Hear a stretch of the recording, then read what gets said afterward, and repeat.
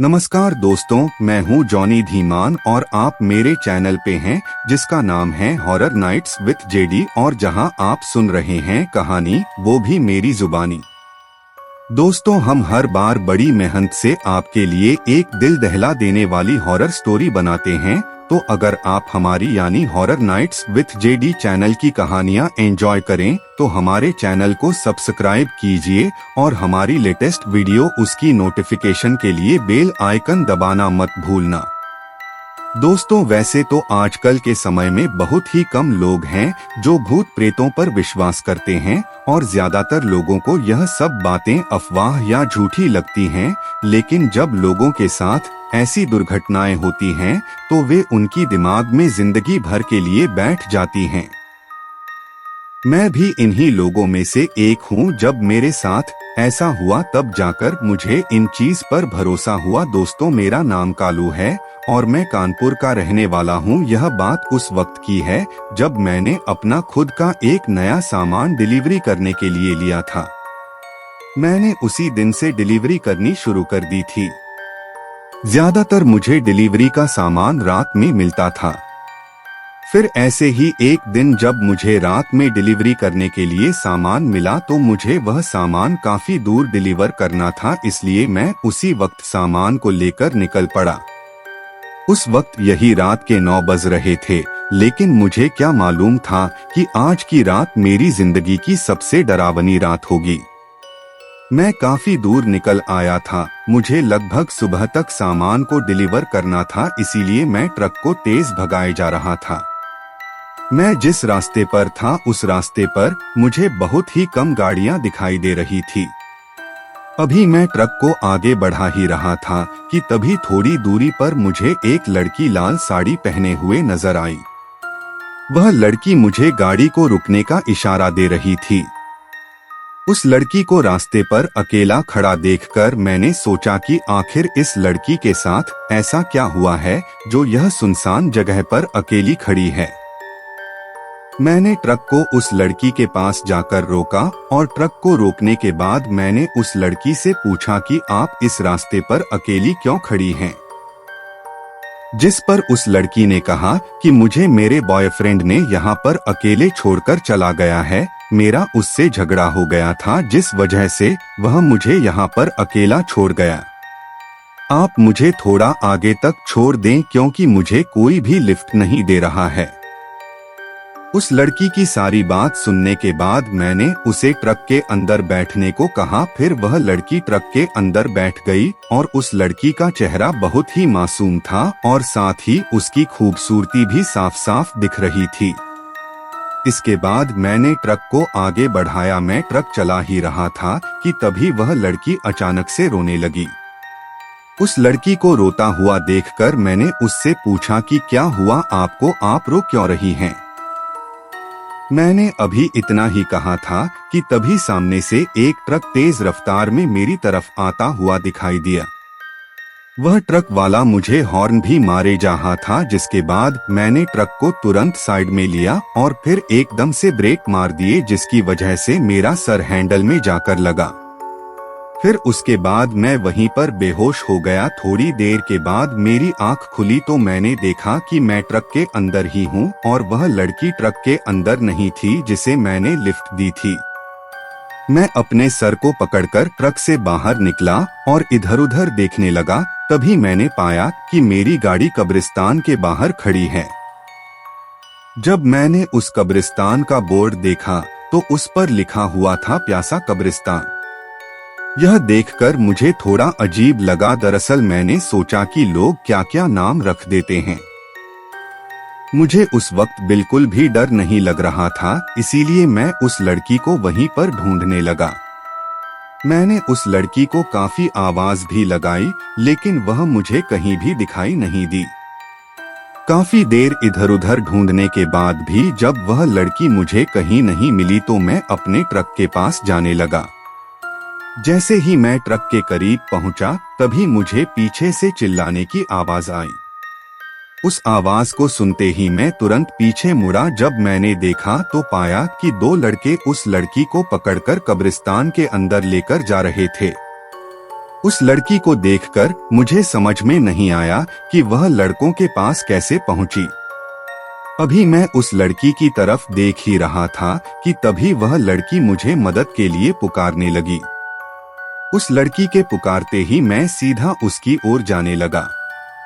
मैंने अभी पहला कदम बढ़ाया ही था कि तभी पता नहीं कैसे किसी ने पीछे से मेरे सर पर कोई भारी चीज मारी, जिससे मैं नीचे गिरकर बेहोश हो गया। जब मेरी आंखें खुली तो मैंने अपने आप को कब्रिस्तान के अंदर पाया। मेरा सर अभी भी बहुत भारी था। मैं अपने सर को पकड़कर उठा और चारों तरफ देखने लगा। मुझे कब्रिस्तान में कोई भी नजर नहीं आ रहा था। मैंने उस लड़की को आवाज लगाई मगर वह लड़की मुझे कहीं भी दिखाई नहीं दी। जब वह लड़की कहीं भी दिखाई नहीं दी तो मैं वहां से बाहर की तरफ जाने लगा। अभी मैं बाहर ही जा रहा था कि तभी अचानक से किसी ने मेरे कंधे पर अपना हाथ रखा। अपने कंधे पर किसी का हाथ महसूस करते ही जब मैंने पीछे मुड़कर देखा तो पाया कि वही दो लड़के मेरे सामने खड़े थे जो उस लड़की को कब्रिस्तान के अंदर लेकर जा रहे थे। उन लोगों को सामने देखकर मैंने उनसे पूछा कि वह लड़की कहां पर है। मेरे इतना बोलते ही वे दोनों मुझे पकड़कर ले जाने लगे। उस वक्त समझ में नहीं आ रहा था कि वे लोग मुझे कहां पर ले जा रहे हैं। मैंने उनसे पूछा भी मगर उन्होंने कुछ नहीं बताया। आखिरकार वे लोग मुझे एक कब्र के पास ले गए और मेरे हाथ पैरों को पकड़कर मुझे एक कब्र के अंदर डाल दिया और उसे बंद कर दिया। उस वक्त मैं बहुत ही चीखता चिल्लाता रहा कि मुझे छोड़ दो, मगर उन्होंने मुझे कब्र के अंदर बंद कर ही दिया। कब्र के अंदर मेरा दम घुटने लगा था। मैंने कब्र को अंदर से खोलने की बहुत कोशिश की लेकिन वह मुझसे नहीं खुली। मैं कब्र से ही काफी आवाजें लगाने लगा कि मुझे बाहर निकाल दें, लेकिन यह सोचने का कोई फायदा नहीं था क्योंकि अगर उन्हें मुझे निकालना होता तो वे मुझे कब्र में बंद ही क्यों करते। अभी मैं यही सोच रहा था कि तभी अचानक से कब्र खुल गई। कब्र के खुलते ही मेरी जान में जान आई और मैं तुरंत बाहर निकलकर तेजी से भागने लगा। मैं अभी कब्रिस्तान के दरवाजे पर पहुंचने वाला था कि तभी वही लड़की और उसके साथ वही दो लड़के मेरे सामने आ गए। उन लोगों को सामने देखकर मैं बहुत घबरा गया, मगर ताज्जुब की बात यह थी कि वह लड़की उन लड़कों से मिली हुई थी। मुझे कहीं ना कहीं लगने लगा कि शायद लड़की जानबूझकर मुझे यहाँ पर लेकर आई है। मेरे मन में यही सब सवाल चल रहे थे, लेकिन फिर अचानक से उन लोगों के चेहरे बदलने लगे और उनके शरीर भी वे लोग बहुत ही भयानक हो चुके थे। उन लोगों को ऐसी हालत में देखकर मुझे बिल्कुल भी विश्वास नहीं हो रहा था कि यह लोग भूत हैं। फिर अचानक से उस लड़की ने मेरी गर्दन पकड़कर ऊपर उठा दिया, जिससे मेरी सांसें उखड़ने लगी। उस वक्त मेरे गले से बिल्कुल भी आवाज नहीं निकल रही थी, लेकिन फिर उसने मुझे नीचे उतार दिया। नीचे उतरते ही मेरी जान में जान आई। मेरा गला बहुत ही दर्द करने लगा था। तभी मैंने डरते हुए उन लोगों से पूछा कि तुम लोग क्या चाहते हो? तुम लोग मुझे यहाँ पर क्यों लेकर आए हो? मैंने तुम्हारा क्या बिगाड़ा है? मैंने उन लोगों से इतना ही कहा था कि वे लोग मुझसे भारी आवाज में बोले कि अगर तुझे अपनी जान प्यारी है और तू नहीं चाहता कि हमारी तरह बन जाए तो तुझे हमारा काम करना होगा। अगर तूने यह काम कर दिया तो बच जाएगा, नहीं तो तेरी भी मौत हो जाएगी। उन लोगों की बात सुनकर मेरा डर और भी ज्यादा बढ़ गया। मुझे कुछ भी समझ में नहीं आ रहा था कि मैं करूं तो क्या करूं। मैं इतनी बुरी तरह से फंस गया था कि मुझे अपनी जान बचाने का एक ही चारा दिख रहा था। अगर मैंने उनका काम किया तो मैं बच सकता हूं, वरना मेरी मौत तो पक्की है।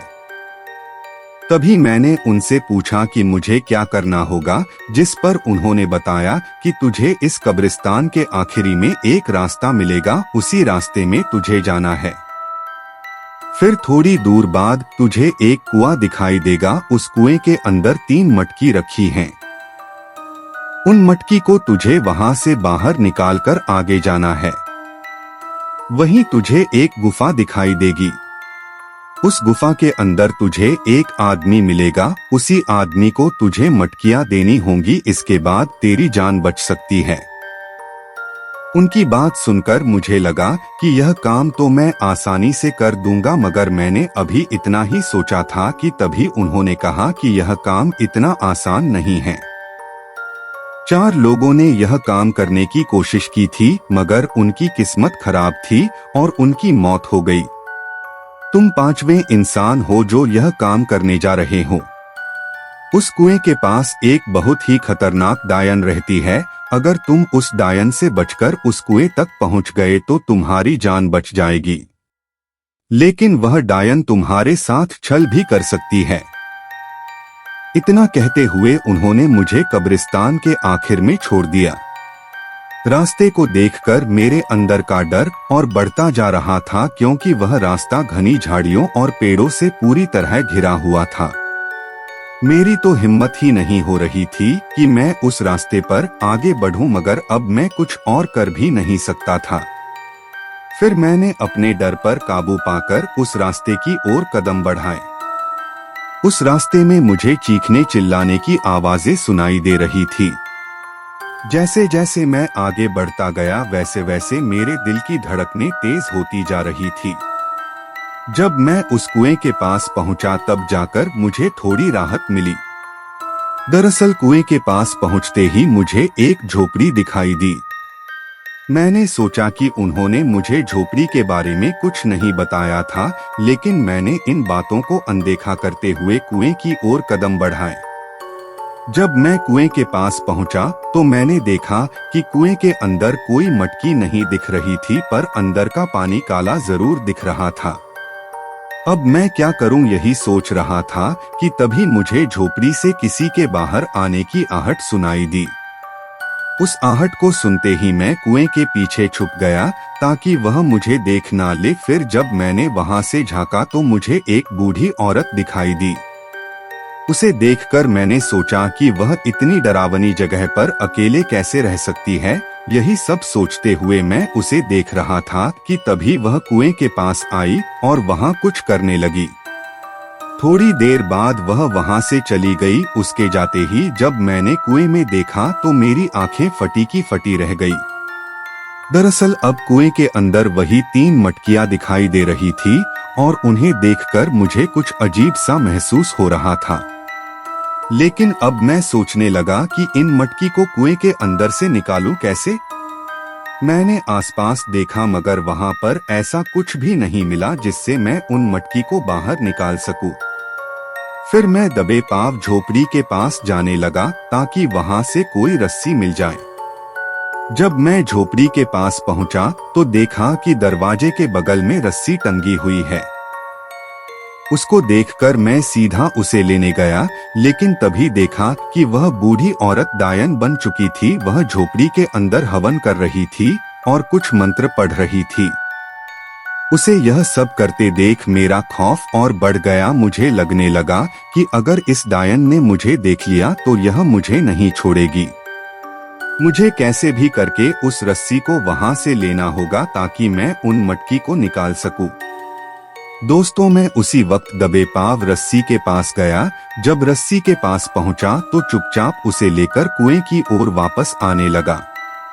कुएं के पास पहुंचकर मैंने रस्सी को पास के पेड़ में बांध दिया और फिर अपनी कमर में कसकर बांध ली। फिर मैं धीरे धीरे कुएं के अंदर उतरने लगा। मुझे घबराहट हो रही थी, पर इसके सिवा मेरे पास कोई चारा नहीं था।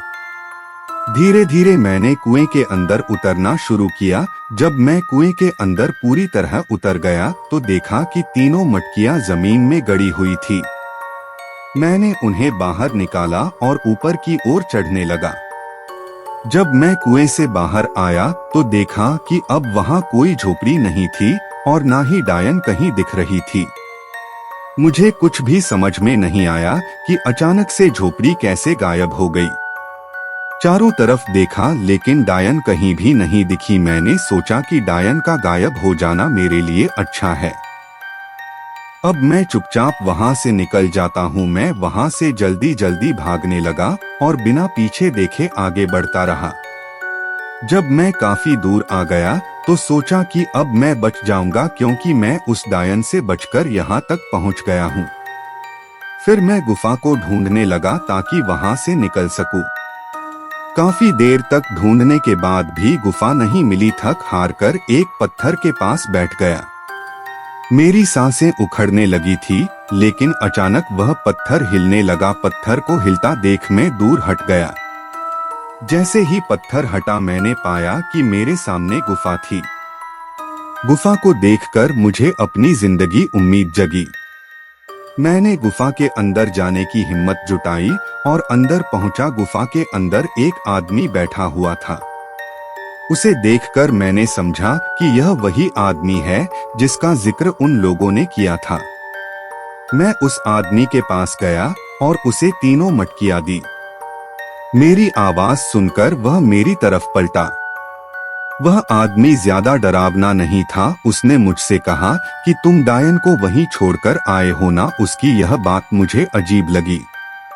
मैंने कहा कि डायन तो गायब हो गई थी। उसने एक मटकी को खोलते हुए कहा, देखो डायन यहाँ है। डायन को देखते ही मैं फिर से घबरा गया।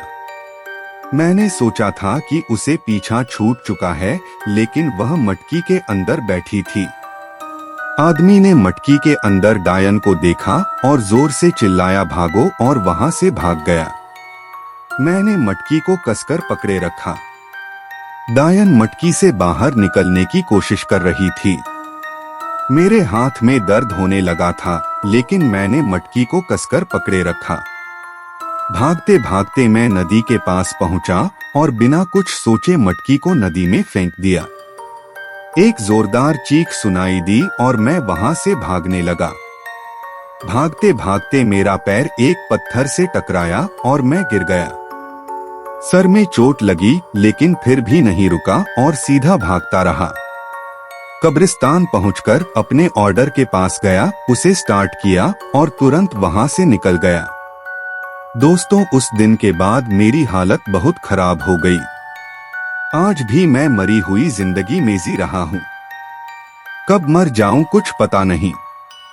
आप लोग ऐसी गलती कभी मत करना। मुझे पता है कि आप मेरी बात पर विश्वास नहीं करोगे, लेकिन इससे आपको सीख जरूर मिलेगी। हमारी आज की कहानी आपको कैसी लगी, आप मुझे कमेंट बॉक्स में कमेंट करके जरूर बताना। तो जल्दी से चैनल को सब्सक्राइब कर लो। अगर आपके पास भी कोई कहानी है, जैसा कि ज्यादातर लोगों के पास होती हैं, या कोई सच्ची घटना का अनुभव है, और अगर आप चाहते हैं कि मैं उसको अपने चैनल पे शेयर करूं, तो आप अपनी कहानी मेरे ईमेल पे भेज सकते हैं। मेरा ईमेल कमेंट में पिन किया हुआ है। अगली बार फिर मिलेंगे एक नई कहानी के साथ। धन्यवाद।